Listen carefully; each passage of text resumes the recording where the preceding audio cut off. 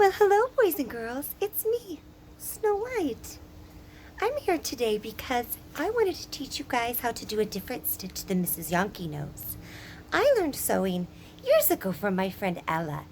You might know her as Cinderella. She likes to sew little costumes for her mice. I don't know. I don't sew costumes for my birds, but I'm going to teach you a stitch today that's called a whip stitch, and it's because we whip it around. So go ahead and get out your sewing kit, and let's learn how to do a whip stitch. For today's sewing lesson, you're going to need some thread, and I picked red because red is my most favorite color. Then you're going to need a piece of your witch's fabric. I don't like witches. Some people call my stepmother an evil witch. She tried to poison me with an apple. Can you believe that? And a red apple, my favorite color. I couldn't resist. So get your witch's fabric. It can be the same one that you did your running stitch on. And then get out your big needle that Mrs. Yonke gave to you. And here's how it's going to look. First, you're going to have to remember how to thread your needle. So get your needle and lick that thread, and then put it through that little hole. Ooh! Pull it through, and then keep pulling until they reach a match. Ooh! I think I'm there. Okay, and then once you have that match, oh, mine's not a match. I'm going to cut it. Okay.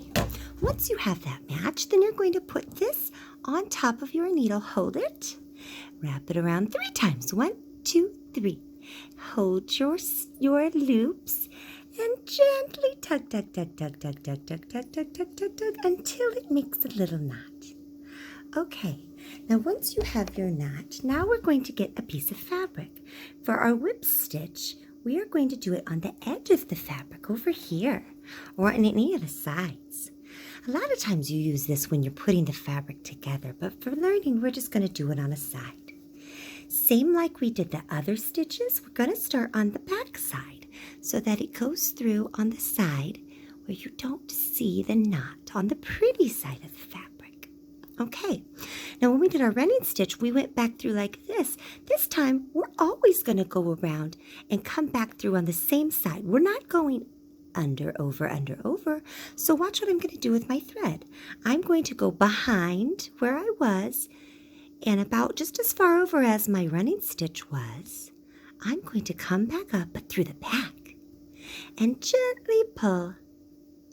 I want it to be as straight as I can get it. Okay. Now I'm going to do it. Now if you pull too hard, it's going to go like this, and we don't want that. So don't pull too hard. Okay, so we're just going to keep going around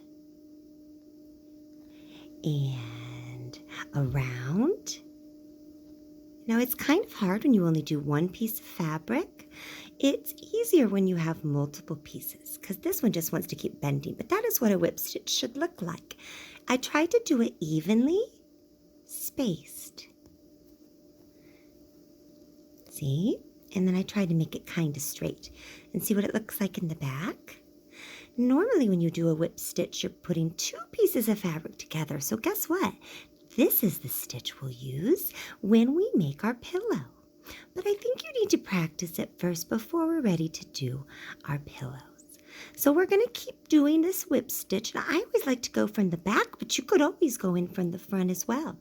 I just always like to go back around. When you are at the point where you're either out of thread or out of space, then you need to do your knot. If you're in the front, you want to go back to the back. So just put your needle back through so it goes to the other side. And then to do your knot, you're just going to do it the same way you did before. You can either go under this actual stitch or you can go a little bit through the fabric. I'm going to go under the stitch and wait till I find a little loop, and then I'm going to go through it and pull. And I'm going to do that 2 times so that my knot doesn't come untied. And pull. And then I'm ready to cut off the extra thread. And there we go. That's 1 kind of gentle, loose. I should have typed it a little more, whip stitch. So I want you to practice that on your fabric. And by the way, when you're done with your needle, you can take that extra thread out, throw that away.